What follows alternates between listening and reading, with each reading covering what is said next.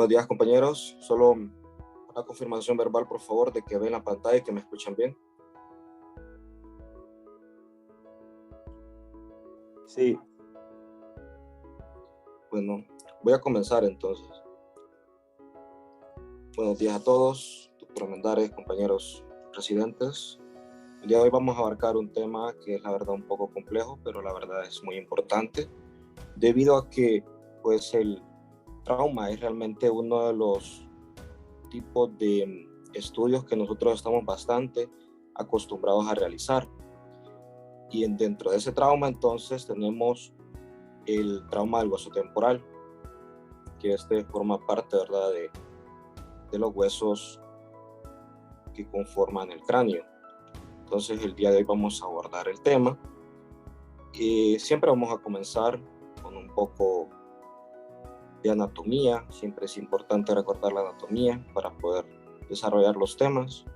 Aquí tenemos una división bastante básica de lo que conforma el hueso temporal y su contenido, que es el oído. El oído entonces se va a dividir en oído externo, un oído medio y un oído interno. El oído externo conformará la parte más lateral desde la membrana timpánica, el conducto auditivo y el pabellón auricular. El oído medio estará contenido en una porción timpánica del hueso temporal y contendrá estructuras como los huesecillos del oído y tendrá una pequeña comunicación con la faringe a través de la trompa faringotimpánica y el oído interno por dentro de las estructuras óseas de la porción petrosa del hueso temporal. Para esta revisión haremos uso del libro de Anatomía para Estudiantes de Grey, comenzando por las porciones más externas, que es el pabellón auricular. Este contará con esta pequeña estructura helicoidal hacia su extremo, la cual es conocida como hélix, puramente de tejido, no mostrará cartílago. Hacia adentro tenemos el antihélix, la concha, el trago con su antitrago, el lóbulo de la oreja, y aquí tendremos el conducto auditivo externo.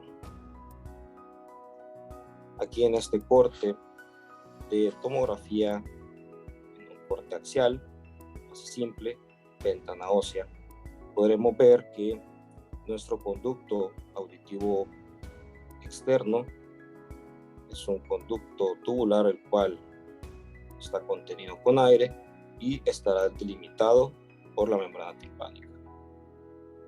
Tendrá un aproximado de 2.5 centímetros de longitud. Aquí tenemos más estructuras, ya un poco más hacia la región medial. Hablaremos un poco de lo que está contenido dentro de el oído medio, siempre recordando que aquí tenemos el conducto auditivo externo, la membrana timpánica, y esta será el límite lateral del oído medio, el cual tendremos contenido los huesecillos, que son el martillo, el yunque y el estribo. Aquí esta región se le conoce como región o receso epitimpánico. Y luego, más adentro, tendremos el oído interno, la trompa faringotimpánica. Aquí tenemos un corte también en coronal de tomografía simple, en el cual estamos observando la manera como dividimos el oído medio. Este estará dividido en una región conocida como hipotímpano, una región central mesotímpano y una región superior o epitímpano. Esto a través de líneas imaginarias que son trazadas, en este caso en el anillo timpánico. Trazaremos una línea para dividir el hipotímpano y hacia arriba tomaremos esta estructura conocida como scutum y la tomaremos también como referencia a la porción timpánica del nervio facial. Aquí tenemos los huesecillos del oído.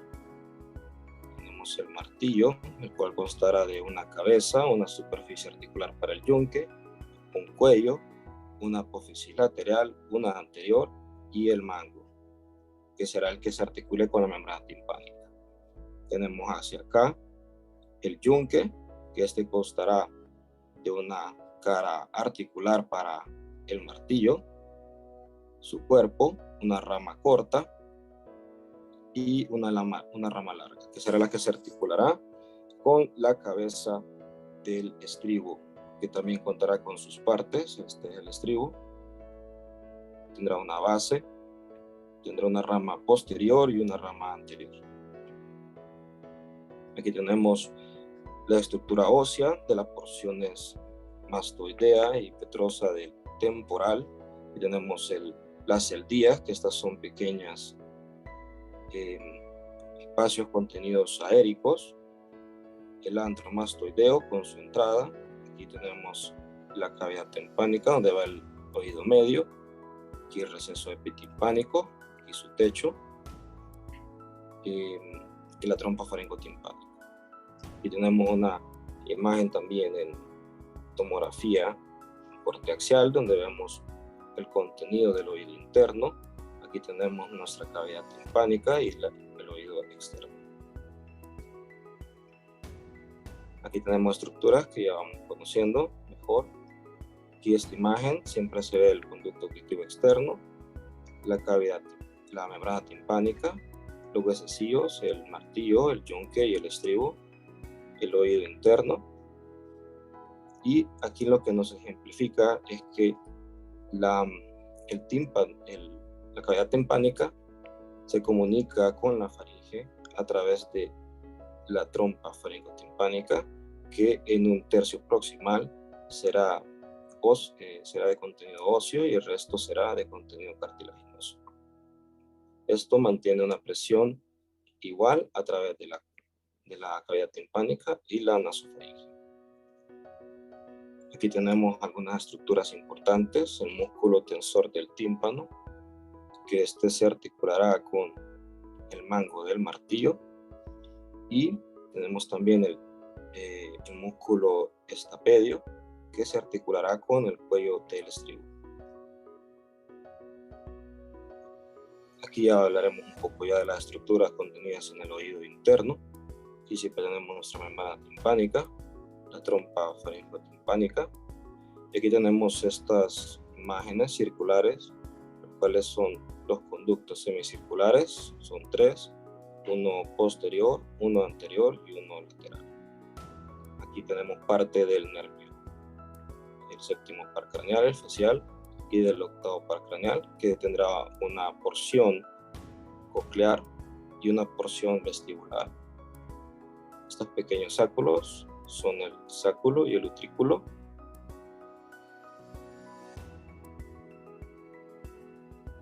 Aquí en esta otra imagen, también para ejemplificar la membrana timpánica siempre,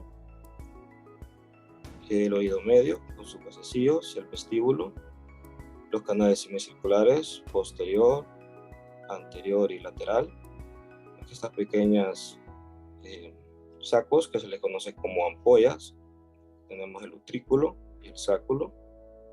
Los canales semicirculares, así como el utrículo y el sáculo, conforman la porción vestibular, mientras que la cóclea, que está contenida acá, será hacia arriba del helicotrema, la rampa vestibular, el conducto coclear y la rampa timpánica,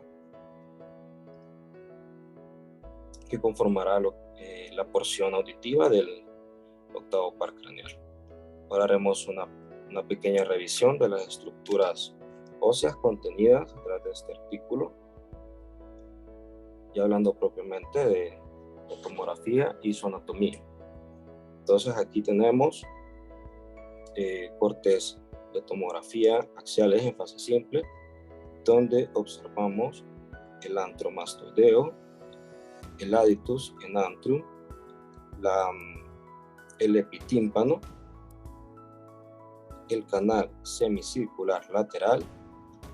Aquí esto sería el vestíbulo, la porción laberíntica del nervio facial, el conducto auditivo interno. Este también forma parte de los canales semicirculares, en este caso el posterior. Hacia arriba Tendremos entonces las celdillas mastoideas, que se fijan están adecuadamente neumatizadas en pacientes. Aquí tenemos la cabeza del martillo y el cuerpo y la rama corta del yunque en una articulación que se le denomina incuno maleolar. Siempre aquí observamos el epitímpano. Aquí tenemos el giro basal de la cóclea, el giro medio de la cóclea, la cápsula óptica. Aquí siempre el conducto auditivo interno, a este que se le conoce como modulus, y el vestíbulo de nuevo. Subiendo, observando estas tres imágenes que nos muestran aquí, estas tres puntitos, de medial a lateral, tenemos el estribo, en esta porción que sería el cuello del estribo, perdón, la cabeza del estribo, en este caso parte del martillo con su apófisis, con su rama larga, y aquí el cuello del martillo. Esta es la rama larga del yunque. Aquí tenemos este pequeño canal que contiene el músculo tendón del tímpano, el seno carotidio. Aquí tenemos los giros de la cóclea, el apical, el medio, y aquí tenemos el basal. Y esta pequeña tabique se le denomina tabique interescalar. Aquí tenemos el nicho de la ventana oval, el acueducto vestibular, el seno timpánico. Esto es parte del estribo. Esta se le conoce como eminencia piramidal. Esta es la porción mastoidea del nervio facial, y hacia aquí arriba el receso facial.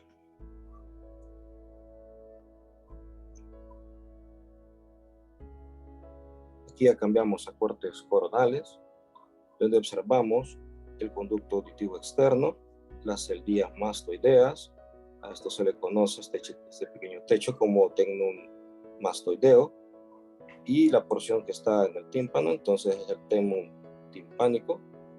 Esta es la porción timpánica del nervio facial, la porción laberíntica, el ápice petroso.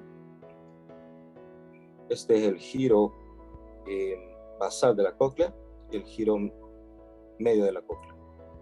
El tabique interescalar de nuevo, el seno carotidio. Este es el tendón del músculo estapedio que se comunica con el cuello del estribo.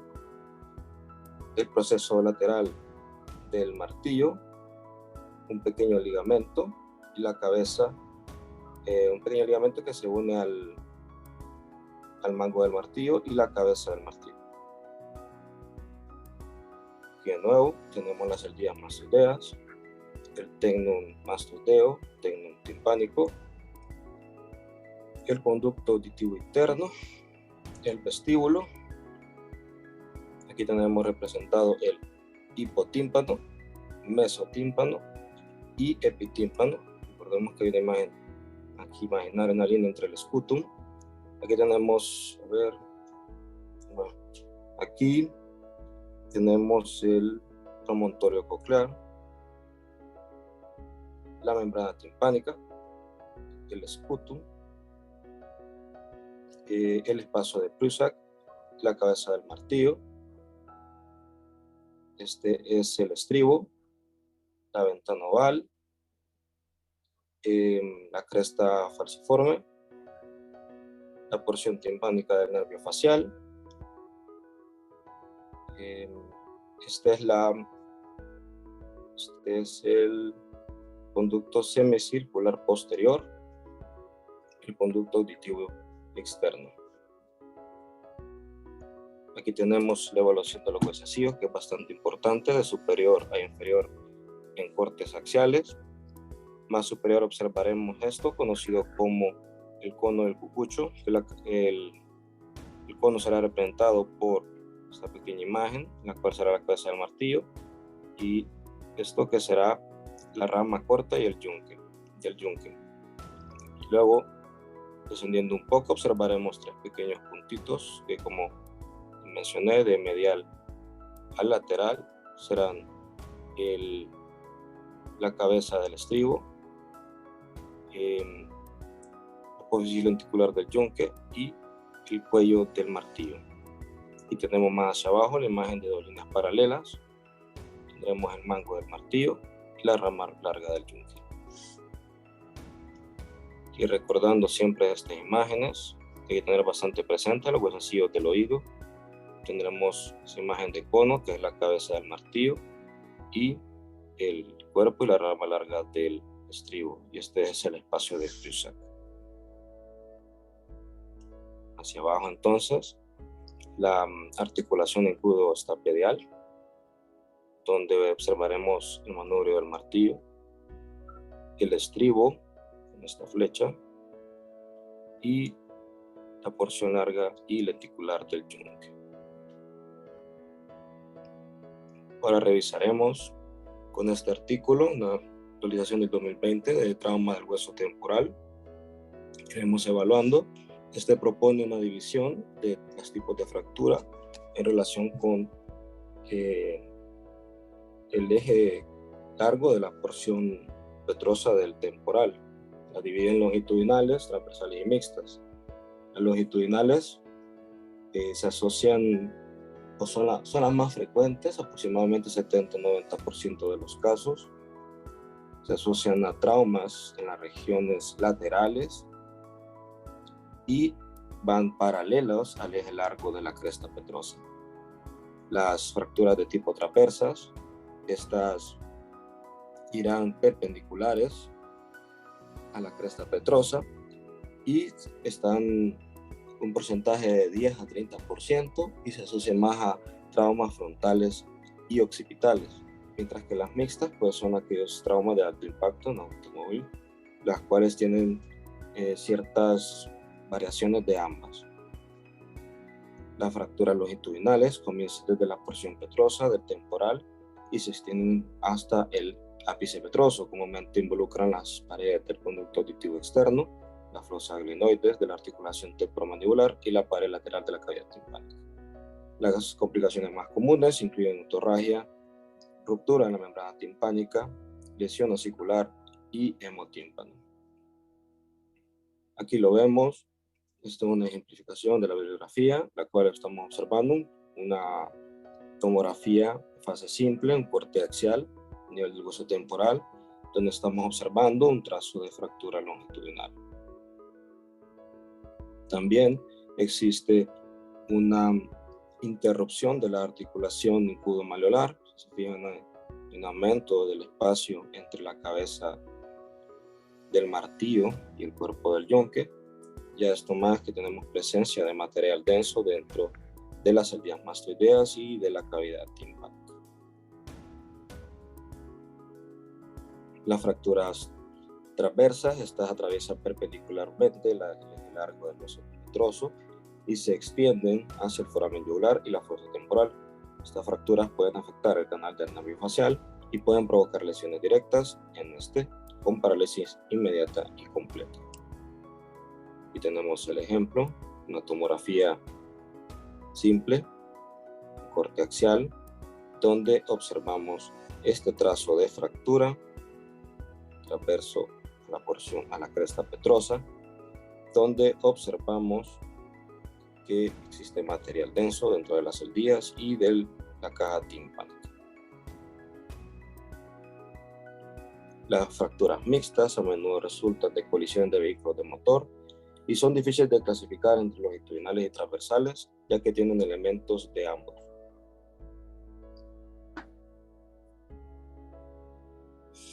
Un punto clave: para excluir las pseudofracturas, los radiólogos deben estar familiarizados con las estructuras normales que tienen apariencias similares a las fracturas, incluidos los acueductos, los canalículos y las canales de las fisuras. Además, la región lesionada debe compararse con el lado contralateral, ya que las estructuras normales suelen ser simétricas.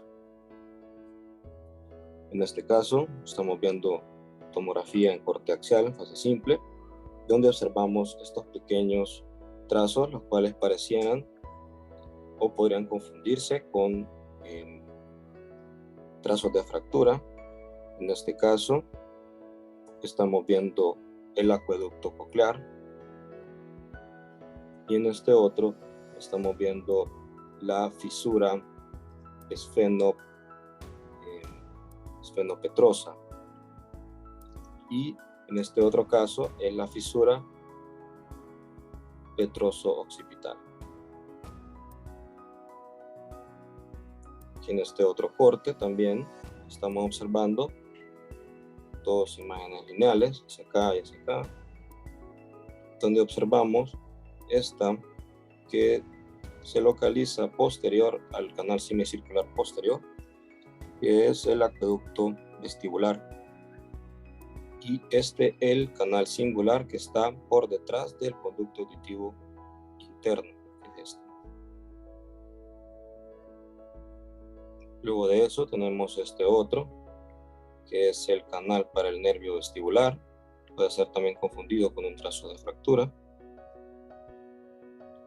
En este otro caso, también de tomografía en corte axial fase simple, podemos observar este pequeño conducto hacia acá, que es la porción mastoidea del nervio facial, y hacia un lado vemos esta pequeña imagen que puede ser confundida con un trazo de fractura, que es el canal para el nervio cuerda del tímpano. Y tenemos también en corte axial, donde podemos ver el foramen yugular representado aquí, y vemos este pequeño canal conocido como el canalículo mastoideo, y aquí volvemos a ver a la porción mastoidea del nervio facial. En este otro caso estamos viendo dos fisuras, las cuales pueden ser confundidas también con trazos de fractura. En este caso es la fisura petroso-occipital, y en este otro tenemos la fisura mastoideo occipital, occipito-mastoideo. Aquí de nuevo vemos la fisura petroso-occipital hacia acá, y hacia aquí vemos otra que también puede ser confundida con un trazo de fractura, que es perpendicular al conducto auditivo externo, que es la fisura timpano-escamosa.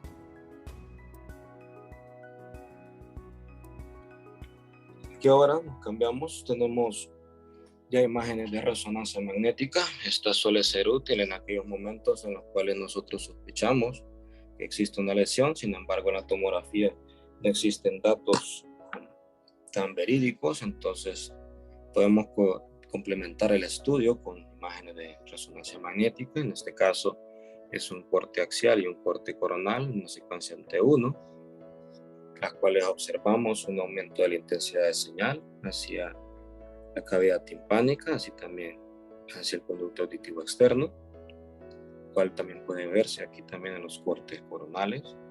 Tenemos un aumento de señal hacia la cavidad timpánica, así como el conducto auditivo externo, pero también llama la atención la presencia de este aumento de señal hacia el lóbulo temporal. Esto en el concepto del paciente de trauma es considerado una contusión. Otro punto clave, el sitio más común de las dislocaciones subsiculares es la articulación incudo-estapedial, que es la que se da entre el yunque y el estribo. Y en segundo lugar, la incudo-estapédica, más relacionada a aquellas fracturas longitudinales. Y esta articulación incudo-malleolar normalmente forma el llamado cono del lado, puede verse en imágenes de tomografías axiales. Aquí tenemos como corte axial cómo es la configuración normal de esa articulación incudo-malleolar, con la cabeza del martillo hacia arriba y el yunque hacia abajo, en la configuración normal. En aquellos casos en los cuales haya un aumento de ese espacio, logramos sospechar entonces la interrupción de la cadena, como en este caso vemos que hay un aumento del espacio entre esa articulación incúbeo-malleolar y también asocia la presencia de este material denso hacia la cavidad timpánica. También aquí en las celdillas mastoideas también están contenidas de material denso. Aquí es el mismo paciente, nada más que en corte coronal podemos ver también esa interrupción de esa articulación incúbeo-malleolar con la presencia de material denso tanto en cavidad timpánica como en las celdillas mastoideas, y esta está relacionada con este trazo de fractura hacia la fosa mandibular. En este otro caso estamos observando que existe cierto grado también en corte axial de tomografía, existe cierto grado de separación entre el estribo y el yunque. En estos casos pues altamente sospechosos de una interrupción entre la cadena de la articulación entre el yunque y el estribo. En este otro caso de un paciente en el cual estamos observando, este sería también una configuración tomografía axial en fase simple, donde observamos una pequeña disrupción en lo que parece la rama larga del yunque, en el cual se consideró que era una fractura a este nivel, pero se le realizó un control un mes después, en el cual se observa que el trazo de fractura estaba a nivel del escutum. Este otro paciente cursaba con parálisis facial del lado izquierdo. Esta es una tomografía en fase simple en un corte axial, donde observamos este trazo de fractura que coincide con la porción timpánica del nervio facial. En este caso pues es altamente sugestivo de lesión de su segmento timpánico. Aquí tenemos un corte coronal a nivel de la caja óptica, donde observamos trazos de fractura. Recordemos que aquí están contenidos los canales semicirculares, entonces este tipo de paciente tendrá alteraciones respecto a la función vestibular del octavo par craneal, con alteraciones entonces del equilibrio. En este otro caso, también un corte coronal de tomografía en fase simple, observamos que existe material denso dentro de la cavidad timpánica y un pequeño trazo de fractura a nivel del tendón timpánico. Esto es importante mencionarlo, ya que en estos casos recordemos que hacia arriba tenemos parte de la dura madre, entonces esto puede causar que exista fuga de líquido cefalorraquídeo, es importante de mencionar. En este otro caso vemos una fractura mixta a nivel del seno carotidio, con múltiples fracturas, así como presencia de pequeñas cantidades de gas.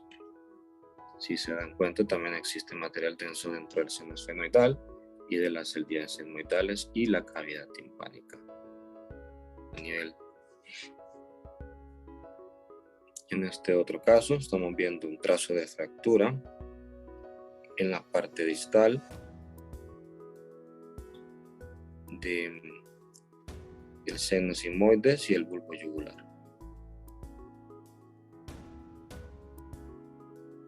En este otro caso estamos viendo un trazo de fractura mixto a nivel anterior al conducto auditivo externo, donde vemos estos pequeños trazos de fractura y observamos que el conducto auditivo externo está ocupado por material denso, así como la cavidad timpánica.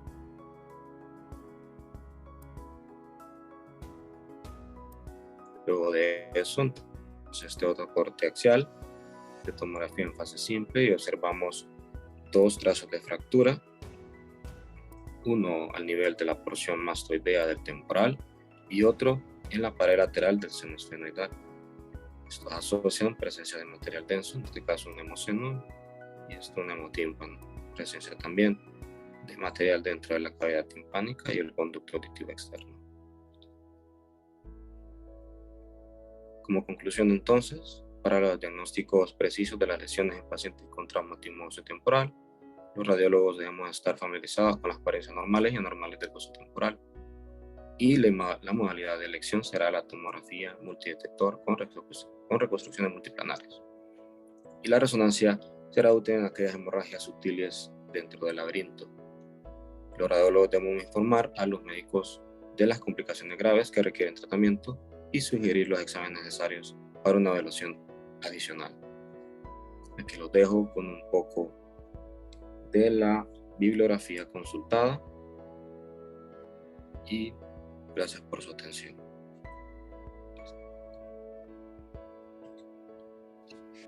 Muy bien, gracias Carlos por su clase, por darnos una revisión de la anatomía del hueso temporal y sobre todo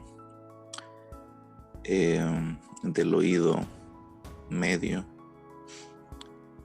No sé si hay algún comentario. Este es un tema un poco más no tanto de R1, sin embargo, recuerden que en la radiografía de cráneo, pues los R1 pueden visualizar las celdillas mastoideas, y cuando no las visualicen o vean un aumento de la opacidad, pues deben también pensar, dependiendo también de la sintomatología del paciente, hipoacusia, pues que tal vez tenga una automastoiditis del paciente. No sé si hay algún comentario por parte de los R2. Tenemos a Denise y tenemos a Wilma. Doctor, solo recordar, así como lo acaba de mencionar, ¿verdad? Que cuando hay presencia de material denso, ya sea en las celdillas mastoideas, en el canal, en el canal auditivo, ya sea externo, en el oído medio, siempre tenemos que buscar, especialmente, ¿verdad? En el contexto de trauma, buscar la presencia de fracturas, de cómo pues, se puede pasar por alto si solo nos enfocamos en el contenido intracraneal, en el parénquima cerebral. Además, pues como bien lo dijo el doctor Maldonado, es muy importante la familiarización de todas estas estructuras, porque realmente es la tomografía con las estructuras más pequeñas, el estudio tomográfico con las estructuras más pequeñas de la cadena osicular. Por lo tanto, si no estamos familiarizados con ellas, por lo menos ver que sea, si hay simetría o no con el contralateral, ¿verdad? A menos de que haya casos de malformaciones donde ahí ya cambia un poco, pero si no estamos familiarizados con ellas, muchas cosas se nos van a pasar por alto.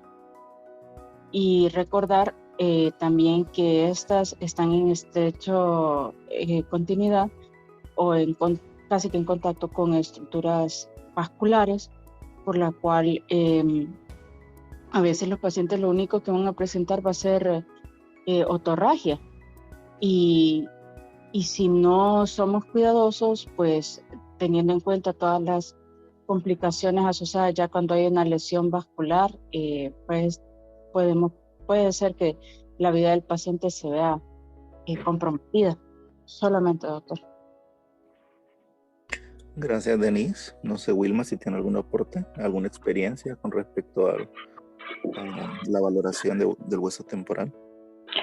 Sí, solo también recordar que hay un espacio en el epitímpano que es entre el escutum y parte de los huesecillos, la pared lateral de los huesecillos, que es un sitio frecuente colesteatoma, entonces hay que estar evaluando ese espacio y ver que está permeable.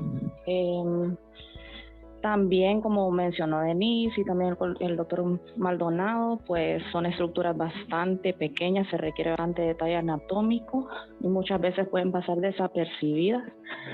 Yo tuve caso una vez con el doctor Pacheco que estaba evaluando, lo estábamos evaluando y yo me centré básicamente en el oído medio y el oído interno. Y sí es importante valorar cada una de las estructuras, porque en ese caso ese niño tenía prácticamente una agenesia del conducto auditivo externo. Y a veces en ese caso yo no lo evalué adecuadamente, era mi primera experiencia viendo ese tipo de tomografías y pasó desapercibido, ¿verdad? Pero esa es la enseñanza, ¿verdad? Que cada una de las estructuras es importante y hay que darle la importancia debida solamente. ¿Algún comentario por parte de los GT3? Tenemos a Henry, tenemos a la doctora Alemán.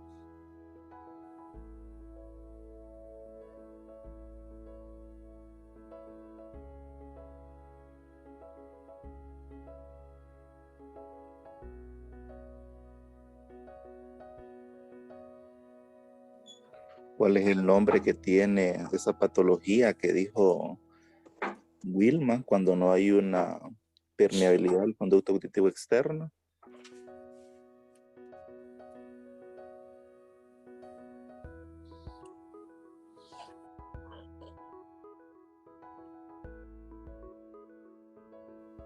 Doctor Alemán.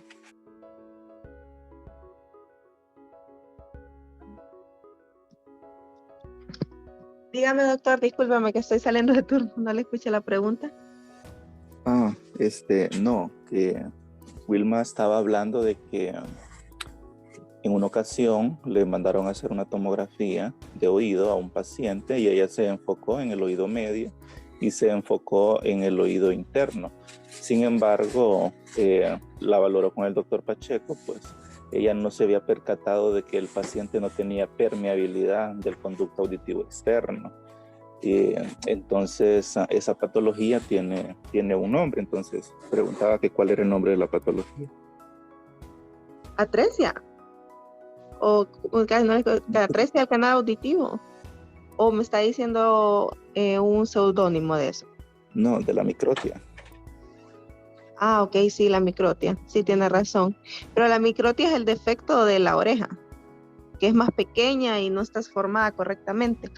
Sí, probablemente tal vez Wilma nos aclara si al final ese paciente era una microtia lo que tenía. Porque a estos pacientes... Porque hay atresia y hay microtia, o sea, hay mezclada, ¿verdad? Doctora Borden, ¿cómo quedó el paciente al final? ¿Cómo dice, doctor?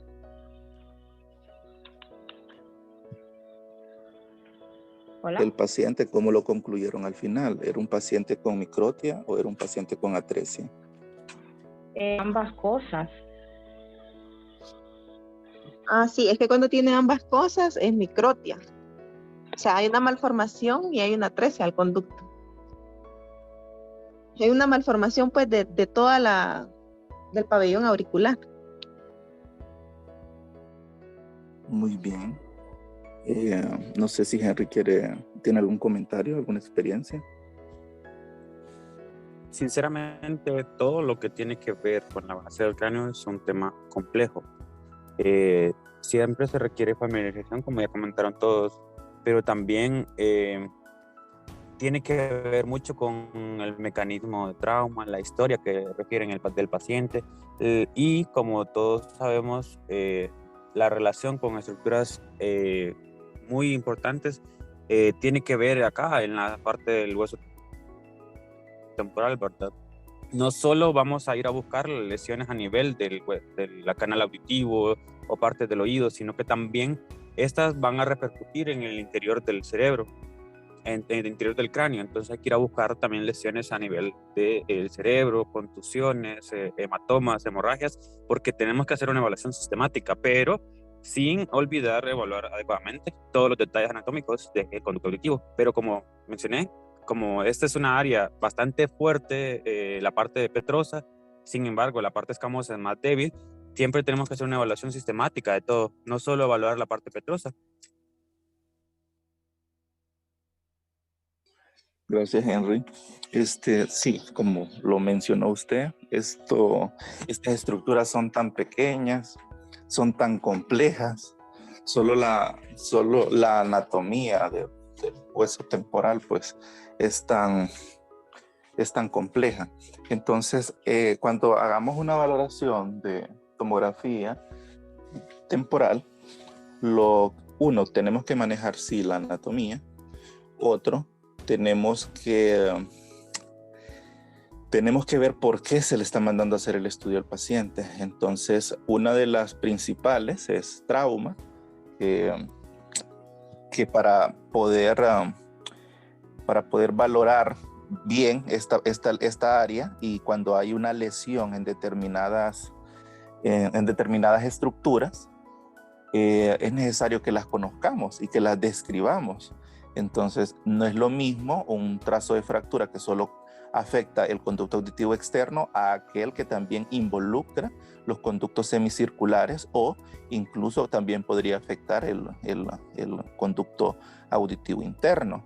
Entonces, no es lo mismo. Entonces, tenemos que especificar eso. Cuando nosotros tenemos fracturas o cuando mandan a hacer una tomografía cerebral por trauma, nosotros tenemos que hacer la valoración despacio, meticulosamente, porque el que nosotros no reportemos de que no haya una afectación del hueso temporal, o que no haya una afectación de los conductos semicirculares o de la cóclea, entonces a este paciente pues muy probablemente, y si nosotros lo pasamos por alto, pues también los clínicos de repente también lo hagan, pero haya tal vez signos indirectos que los hagan entrar en duda a ellos, o torragia. Entonces, mi recomendación es que el paciente con trauma lo valoren detenidamente. Y una de las pistas que tienen estos pacientes con trauma es que generalmente no tienen una neumatización de la mastoides.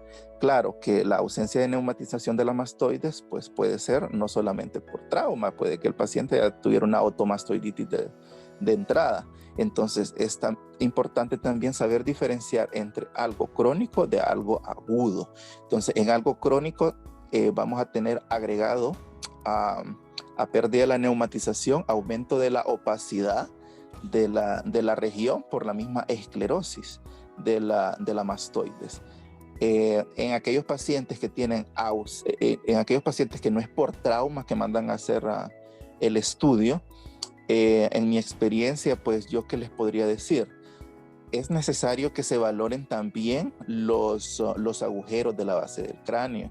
O sea, cuando nosotros tenemos un estudio de tomografía, no tenemos que enfocarnos solamente en lo que nos están pidiendo de la valoración del oído, por ejemplo. Entonces, no, también tenemos que ver lo que de forma parcial se puede valorar del cerebro, y también los agujeros de la base del cráneo, para descartar que haya un ensanchamiento del agujero rasgado, también del agujero carotidio. Entonces, todo eso lo tenemos que valorar detenidamente. Y en aquellos pacientes con ausencia de trauma, pues ver la integridad de la membrana timpánica. Y claro, no es lo mismo hacer una valoración de tomografía cerebral,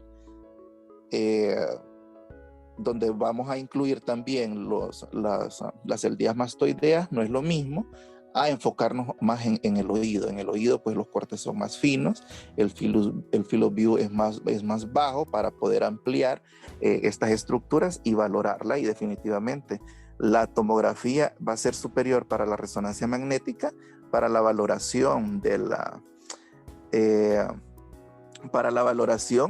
las estructuras óseas. La resonancia magnética va a tener otras indicaciones, porque recordemos de que cuando mandan a hacer,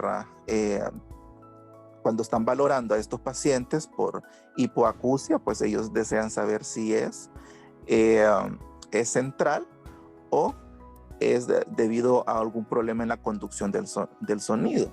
Entonces, la resonancia magnética en aquellas lesiones del ángulo pontocerebeloso, entonces va a ser útil para valorar a cualquier alteración del conducto auditivo interno y de los nervios del séptimo y del octavo. Entonces, pero nosotros por tomografía también podemos valorar el conducto auditivo interno. ¿Qué es lo que vamos a valorar? Si este está ensanchado, si este está deforme, si este está ocupado. Eso es lo que tenemos que valorar. Entonces, Entonces, cada estructura que mencionó el doctor Maldonado, pues tenemos que, conocerla para verla, de informar si hay algún tipo de alteración y también pues catalogar los pacientes, tanto por trauma, porque cuando es por trauma, más bien lo que hacen es una tomografía cerebral, no se enfocan solamente en los oídos. Entonces ahí resulta ser un poco más difícil la valoración de las estructuras, pero se puede ver definitivamente. Los conductos semicirculares, la cóclea y los huesecillos se pueden ver.